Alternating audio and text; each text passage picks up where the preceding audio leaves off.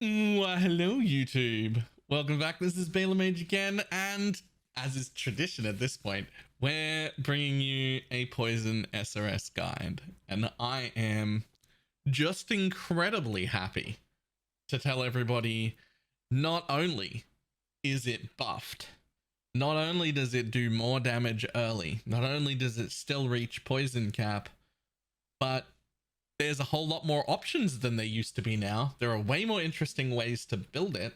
And there is even some spoiler options that look like they should give us about 6,000 life per second recovered. But there's a lot of it to get into. So I'm going to split this video into two parts.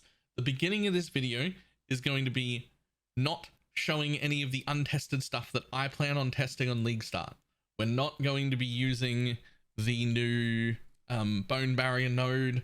I'm going with safety to make sure that everybody who follows this guide has stuff that's already tested. I already know works. We're good. Everything is solid. I don't want to play around with the new thing in the League Start build guide, but I will also be League starting it. And at the end of this video, I'm going to show people the experimental things that I plan on testing. These will only involve little respecs, so if they work really well, there will be updates during the league. I will show everyone the change and how to change over to the different way and all of that sort of stuff. If you're like experimenting with me, you could start that way as well, and we can all be like, "Ooh, this works really well," or "Ooh, this doesn't work at all." I think it's gonna. I don't think it should, but that's not the point. The point is, it's way stronger than it used to be. So let's jump in and have a look at the guide. Right, so anyone who's done Poison SRS before will be pretty familiar with our path of building already. We do have some split leveling trees. All of the progression is set up. Few trees there, and endgame one. As of last league, I started rolling in the absolute degenerate min-max path of building into the guide as well. If you want to look at a different version of the tree or a different version of gearing, you do have to remember to change everything. So if you want to look at the min-max endgame, you have to change to the min-max endgame there. You have to change to the min-max endgame there and here, which means you need to change the skills, the items, and the passives. Unfortunately, we can't do all of that in one go. You do have to change all three of them yourself. So how is this different than before, and why is it stronger than before?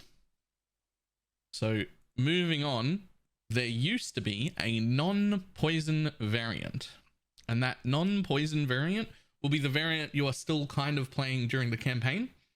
It did receive a bit of a nerf. The fully leveled gem is 38% less damage, and during the campaign we're not doing any of the poison stuff. We're not using any of the new ascendancy node. We're not doing anything different, so that scales with gem level. So by the time you get to maps, you'll be doing about 15 to somewhere in the range of 15 to 20% less damage than you did before. The moment, and I do mean the moment, that we get Uber Lab completed, which will now be unnatural strength, we are doing significantly more damage than last time. So at this stage, with just Uber Lab, we compared this path of building, this plan, this gear set, to the exact same level of gearing, the exact same passive skill tree with the new ascendancies and the new way to do links as a hybrid. And at the old last league, we were at 2.6 million DPS on the non-poison variant. And on the new hybrid variant, at this point where we've just finished Uber Lab in very basic gear, is just shy of 3.7 mil. This was like a one-to-one comparison. This was exactly that same point. So before this, before Uber Lab, little tiny bit weaker. After Uber Lab, significantly stronger. Then the reason for that is this guy right here. As soon as we get Uber Lab, and I will say I have this set as my Uber Lab, but if you want to, you can swap either of these nodes to the last node if you can handle it. Either you're willing to go without block and have less skill effect duration, or you're willing to go without that extra damage and resistance and you think you can outgear it in the early, you could swap these around and you could make sure you get unnatural strength by the time you get to maps. It does just mean you're going to have to be making up for some of your tankiness or making up for some of your resistance one way or another. That's up to you. To be honest, these points can be taken in any way. But once we get Unnatural Might, we get 100% of physical converted to chaos damage and a 25% chance to apply Wither. This works on SRS because minions are weird. Minions are weird and fantastic, and they don't follow the rules. Normally, under any normal circumstance without minions, inbuilt gem conversion overrides all other conversions. So in the instance of Molten Strike, for instance, it is 60% fire. If you crammed into your build 100% converted to chaos and 100% converted to cold, it will still have 60% fire. And for the 40% damage left, it'll take that 200% conversion and smush it down and give you 20% chaos and 20% cold. And that full gem conversion of 60% fire will still apply. Minions don't act like that. The minion conversion is applied to the minion, not baked into the gem. Therefore, when we take this and we get the 100% of physical converted, we have 100% physical converted to fire and 100% physical converted to chaos. You can't deal the 200% damage, so it squishes it down. So now half of the base damage of SRS is applicable to us.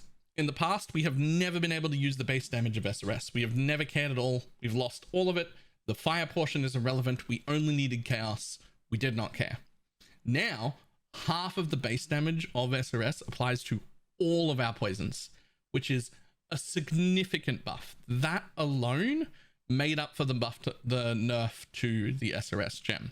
Then we get 25% chance to apply Wither on hit. That means that when we that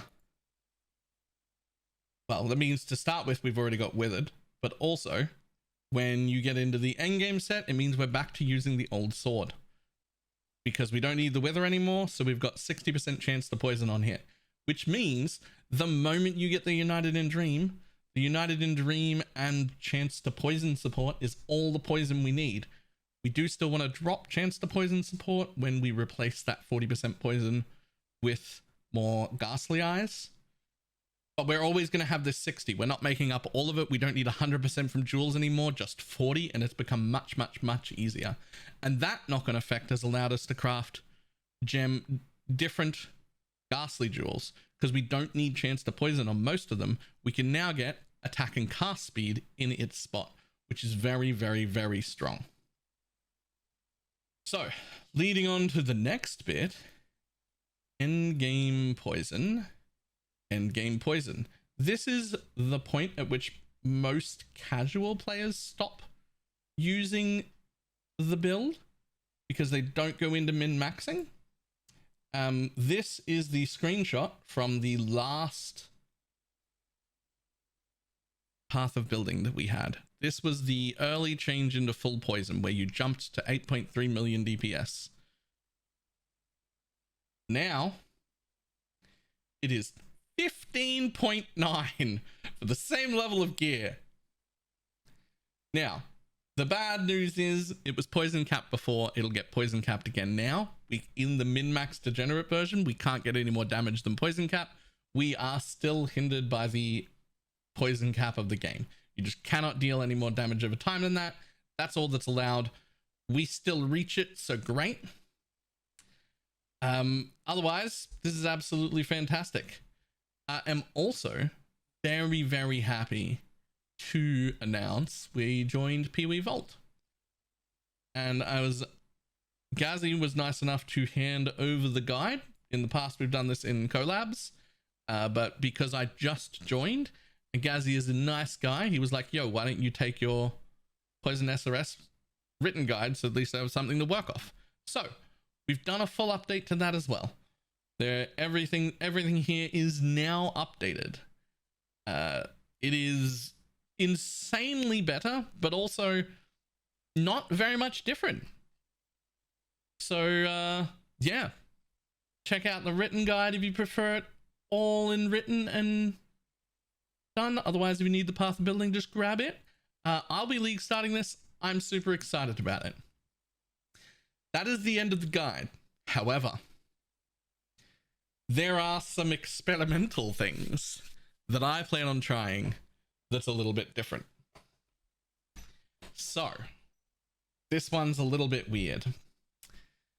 This node right here, 1% of damage leached by your minions is dealt by your minions is leached to you as life. That, in combination with 4 points here, 3 of which are completely wasted, to get this 10% of leech is instant mastery, does seem to math out to give us in this build around 5,940 instant leech, the equivalent of like life gain on hit, if it works. So what I'm planning on doing on League Start is varying from my own build guide. And what I'm going to do is I am going to take glancing blows to get myself block capped. And instead, I am not going to take the offerings affect me. That is also going to give me 40% increased skill effect duration missing that I would normally have. I think that'll be okay. I'm not including it in the path of building for everyone else because I don't know for sure that it'll feel good or that it'll work well. And what I plan on doing is taking Bone Barrier for that. And then with Bone Barrier, the instant leech nodes, which are just here to take 10% of leeches instant. And then I will probably use Flesh Offering instead of Bone Offering. This will get me glancing blow capped instead of normal block capped, but then also give a bunch of extra movement speed, attack speed, and cast speed to my minions, but not to me because offerings aren't affecting me anymore. But then also give me roughly 6,000 life per second as leech, which seems insane. And the reason it isn't in the build guide is because the number just seems insane. We did the math. We double checked the math. We double checked the math with other people. It seems right. But it seems like an insane amount of recovery that just shouldn't work. So we're not including it because it's experimental. But Baron minions have had this same sort of thing. And it always worked for them. It just wasn't that strong because you were limited by Baron zombies, which you couldn't have enough of. And we've got 20 summon raging spirits floating around. So look, I'm real interested in this. And to be honest, if this works, I will probably also be flesh and flaming one of the nodes.